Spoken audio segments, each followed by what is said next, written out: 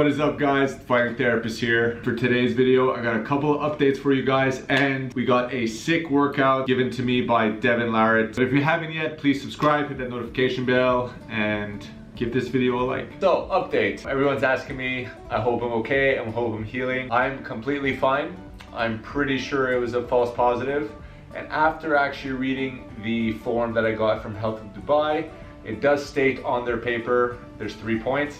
One of the points is if you have a cold, like I probably did have last week from the lack of sleep, being here with Devin, kind of not getting the much needed rest, even if you test positive for that, you're still considered COVID positive. So isolation no matter what. I've been making my time. I got about 2 days left in here. I even tried to step my game up and get you guys better audio, but I forgot I have an iPhone. And obviously with iPhones, you need USB-Cs to whatever other connection you want, and I actually don't have that. So camera mic for now, but when we're back in Montreal, we got a nice little step up for you guys with some better audio. But with that said, I do have a call with Devin so we can go over the workout, get some of his tips, get some of the best workouts that he recommends for a beginner. Maybe some of you guys that are watching, I know a lot of you guys do follow Devin and you came to follow my channel, or you either followed Big Laws and then came to watch my channel. These are going to be tips from Devin, the man himself, and I'm excited to hear about it. And then I'm excited to add my kind of athletic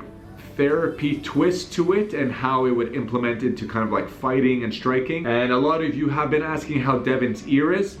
I don't know. We're going to find out together today. So let's go call Devin and see what he has to say. Hey, buddy. There we go. How are you? Can you hear me? Good, good. Give me 1 second. I think food just came to my room. Say hi to all your fans that have been loving me. Oh, hey, what's up, everybody? Hey, look at poor Zach, stuck in Dubai. Right? Everybody, give Zach a big hand, you know? Yeah. Dubai, help me out. Now he gets an extended vacation. In the hotel room with nothing. Yeah. Yeah. Ideal vacation. How you doing? How you feeling? How's how's your right ear? I still can't hear very well. Okay. But I'd say that my concussion symptoms are gone. Okay. No ringing in my ears. Just my eardrum in my right. Definitely, you know. I think I definitely got to stretch another week or so. Has it been getting better or like nothing at all? I think it's improving. Okay. I'm pretty sure it's improving. No, like I think you should be very careful to take arm wrestling too seriously. If you're, you know, if you're going to continue to be like a high level fighter, just because one of the I'll talk about safety first, like the safety concerns I would have about anybody entering the sport of arm wrestling is elbow issues, like, and tendinitis. Okay. The sports, like a lot of awesome stuff you get from arm wrestling, but the thing that is so common is tendinitis. And that's something you definitely don't want. I want you to be super cautious with everything. Now, there's a difference between kind of the muscles involved in arm wrestling and then like the specific way that you use them. And when it comes to the way that you use your muscles in arm wrestling, now I'll say that there are different styles, but I would say overwhelmingly a shift from what you're used to. We are so heavily based in the static and negative cycle of the muscle. Now, that doesn't mean that you need to train like that to get a base understanding and improve your arm wrestling. And I was working out with a gym bag in my hotel room as I traveled. This resulted, about 3 months of this style of training resulted in probably one of my best performances ever, surprisingly. You know, in a sport that is, you know, really about strength and explosiveness, it just goes to show you how much of the sport is based in health and especially tendon and joint health. And that's what those rep ranges are really gonna, you know, boost. Yep. Right. Okay. So you just need to sign it next time, all right? Yeah, no problem. No problem. Well, I'll see you in a couple of weeks, man. When you get back, I'll be in Montreal. We'll do something fun. What I would suggest is get like a bag of some sort. Okay. Okay. Now you can use an elastic, but I really like a weighted thing for this. Like more. Because yeah, like, so I kind of will pick like a base weight. So, you know, get a gym bag with maybe like 10 pounds in it, something like that. And then have it so that you could potentially add to it, like over the course of a couple sets, or, you know, run through the exercise structure. So like, you know, you got your 10 pounds, add a water bottle, add a little bit more. So take your belt and wrap it around one of the handles. Okay. Oh, okay. All right. Look, we're using a belt right now, and we'll stick with the belt. But understand that another great alternative to a belt is to do the same thing, basically very similar to what we're doing with a towel. Okay. Okay. And basically the difference between a towel and a belt is the belt, I would say, is more for like strap arm wrestling. Okay. And a towel is like more for maybe freehand arm wrestling. But they're both, they're quite interchangeable, and you should do both styles. Okay. So first, put your hand through the strap like this. Yep.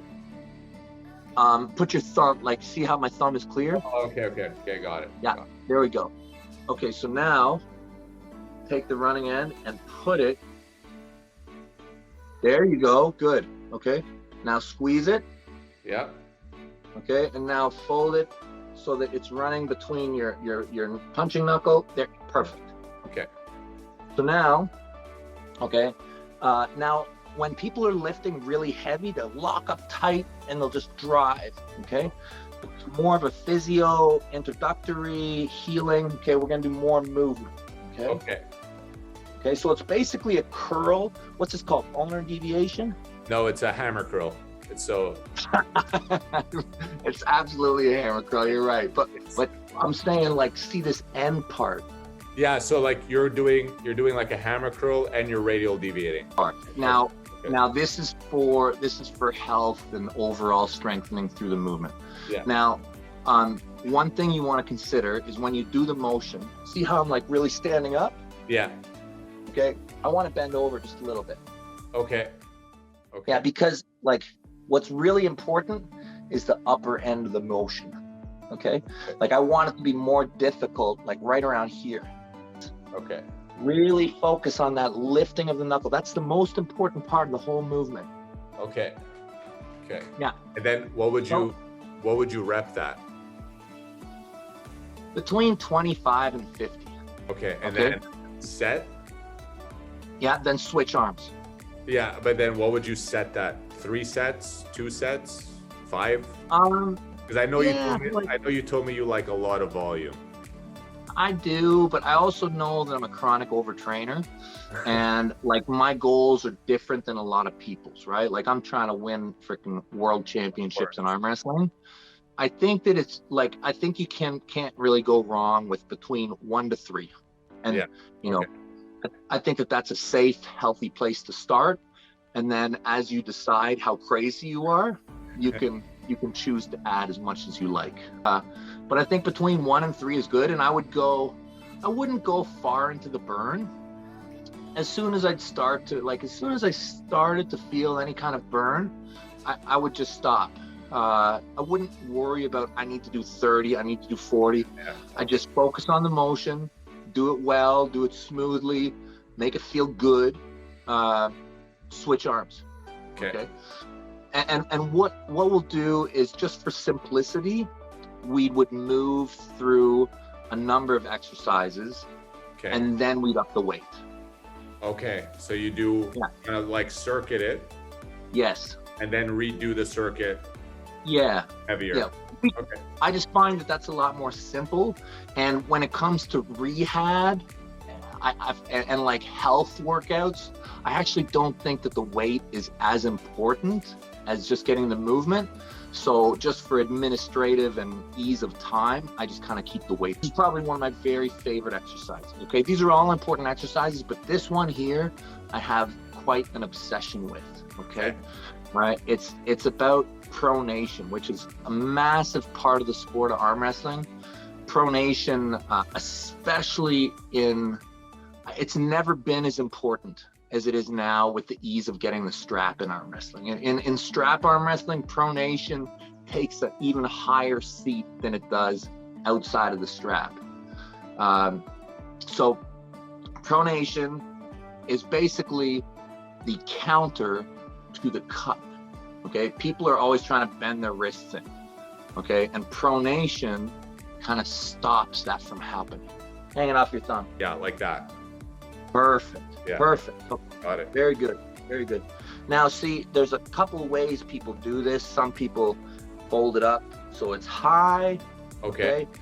But I actually think that this is really nice. It's just a simple, standard way. Okay. Now what you're doing is you're turning. Okay. Okay. But what I want you to pay special attention to is your thumb. Okay. So as you turn, you squeeze your thumb. Okay. Open, close, and squeeze. You still want that angle? Yeah. And now with this one, because like there's going to be a lot of range through the pronation of the joint, you don't have to curl quite so much. Okay. You can curl a little bit, but so much of it just in the pronation. Okay. So come up and then close my thumb. Yeah. And try and make it so, you kind of open fully. Yeah.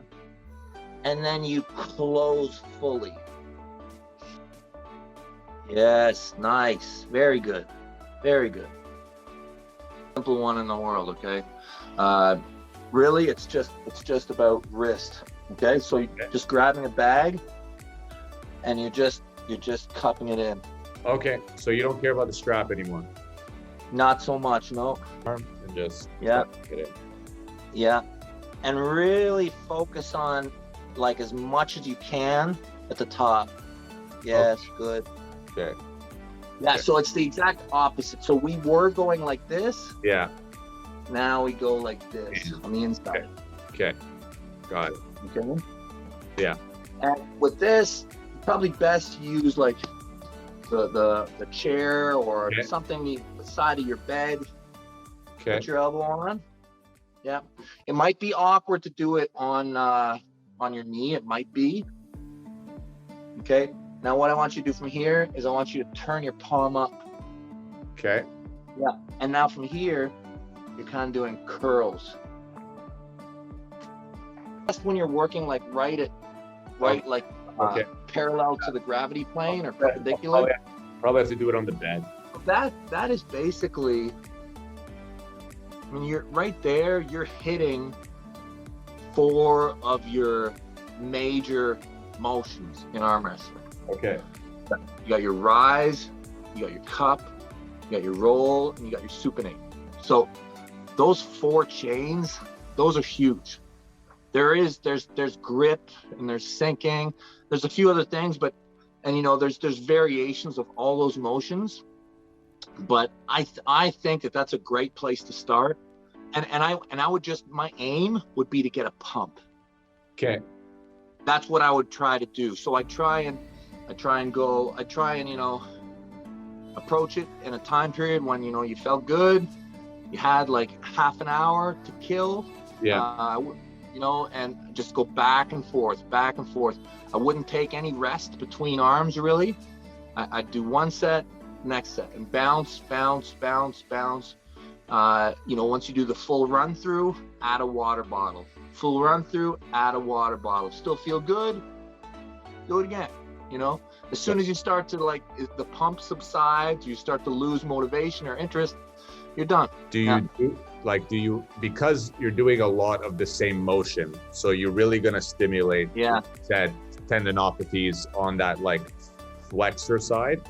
Yeah. Do any extension exercise to kind of balance the musculature, or even some deep tissue work, so that you can minimize your injury? Absolutely. So you can do this kind of thing. Okay. See, so I spread. Yeah. And I do reverse. Okay. Just wrist extension. Yeah. Yeah. Okay. Okay. And it's very important. It's very important. And that right there, like, that's a great strength to have in arm wrestling. It's not what I would consider like the base strengths required, but it's absolutely, you know, really valuable when you get into higher level arm wrestling and re-gripping. And like you say, if you start to have like imbalance issues or anything, yeah, for sure. Arm wrestling, I mean, guys are trying to just get super tight and locked up. And that's why I say, like, you know, just knowing what's required, I just be cautious. Like, everything that I do, like, even when I'm saying open up more, for you should probably open up even more. Consider like making it much more of a full range activity. Just pulling pronation into your curl, pulling, you know, the deviation into your curl, just because a lot of people, they just don't add that stuff at the end of their motions. And that's really what makes arm wrestling strength super effective, is where the chain is really complete all the way out to the fingers. All right. Yeah. Awesome. So I'm gonna give this a try. Well, have fun, buddy. Have fun. Being stuck in the room, I'm gonna have a lot of fun. All right, man. We'll stay in touch, and I'll see you in a couple of weeks. Yeah. Yeah, for sure. For sure. That was super cool. It's going to be quite interesting with the workout today for the water bottles as my weights. But look, when you're stuck in a hotel room, you're going to have to make do with what you got. And lucky enough, I have the strap and I still kept it. So we're going to use that. We're going to do the workout. And then I'm going to give my 2 cents on the movement, how they apply to fighting, like I mentioned before, and as well, what kind of the science says and how they're actually quite similar, or just have some very different type of guidelines to follow when you're going to try to get as strong as possible in that specific movement, if that is your goal. But with that said, let's go do this workout.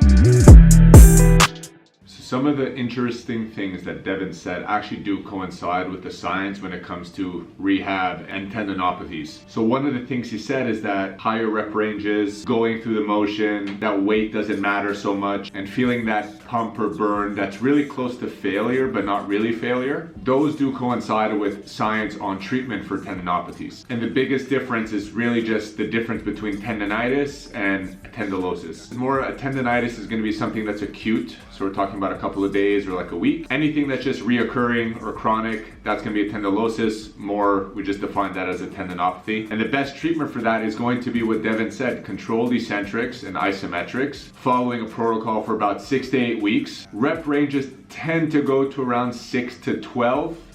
At the end of the day, it doesn't really matter as long as you're bringing it close to failure with adding in that eccentric and isometric component to it. And the reason for doing this is because in the literature, those type of contractions have the best yield and result when it comes to tendon tensile strength, rebuilding that connective tissue, rebuilding that tendon strength, rebuilding that musculature. Because when we talk about chronic tendinopathies, there's a degeneration of that tendon. So the best tool that we have to rebuild that is going to be those eccentrics and controlled isometrics. Now, on the other thing that Devin said when he just talks about kind of gaining strength in that forearm, if your goal is to build hypertrophy, the rep ranges, and if they're anywhere between 5 to 30, and you're taking it very close to failure, let's say 3 to 4 reps shy of failure, and then you can like progressively put that in a periodization cycle where each week you kind of go closer to 1 or even 0. Take a deload week and just kind of repeat that. That is one of the best ways to do hypertrophy work. And even though we're just focusing on the forearm, that same basis can be applied through your whole body, and that's how you pretty much make a workout plan for yourself. That actually concludes the workout. But I just want to show you guys what the routine is, what the exercises are gonna be, how they look like. Maybe you guys arm wrestling out there, you do some of these exercises or you wanna do them. So here you go, straight from Devin himself, kind of showing us how to do it. And then my little input of the stuff that he says when it comes to the literature and the science to kind of back it up. It's all in line. Devin's a really smart guy, especially when we've been here. It's not like I don't know him now. I've been with him for about 5 weeks. I learned a lot from him, he learned a lot from me. And that's how it should always be between, you know, athletes and just meeting different people. And I think it's great. I'm definitely gonna be adding this into my routine, especially for all the clinching, Muay Thai grips, to throw elbows, all those little grip things that we need to really strengthen our forearm flexors and our wrists. Don't forget, be safe, like Devin said, and it's one of the biggest things. You always have to take small little incremental increases into what you're doing. That's how we better adapt. And strength training, and this is strength training, is one of the best ways to do so, to really increase your injury prevention. So being strong, slowly allowing your body to be able to tolerate the load that you're placing on it so you never get hurt. And consistency is gonna be key so that you can reach that goal that you want. But I hope you guys enjoyed the video. It was super fun for me. Let me know what you guys think in the comments down below. Let me know if there's other workouts that you do. I know there's a lot of finger stuff I saw, Devin, like we kept on talking later. There's some finger things you guys can do. And I have a bunch as well. But yeah, let me know what you guys think in the comments below. If you haven't yet, please don't forget to like, subscribe, and hit that notification bell so you guys do know when the videos come out. And I will catch you probably when I'm back out of this hotel, honestly. I'm definitely gonna film a nice video of me out of this room because I cannot wait to get some actual sunlight and fresh air. But that's it from Dubai hotel isolation room. I hope you guys enjoyed the video. Catch you soon. Ciao.